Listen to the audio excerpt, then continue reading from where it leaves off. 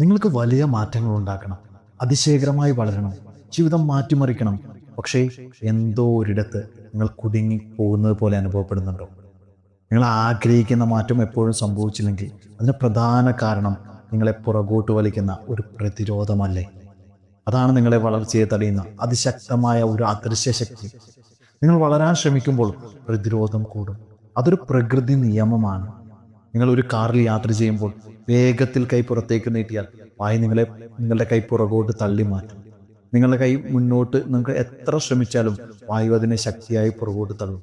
അതുപോലെ തന്നെ നിങ്ങൾ വേഗത്തിൽ മുന്നോട്ട് പോകുമ്പോൾ ജീവിതത്തിന്റെ പ്രതിരോധം കൂടും.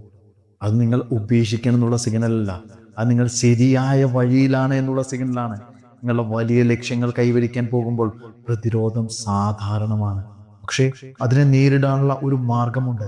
അത് ഒന്നേ ഒരു കാര്യം മാത്രമേ ഉള്ളൂ: നിങ്ങൾ തുടരുക, വേഗത്തിൽ മുന്നോട്ട് പോവുക എന്ന് മാത്രം.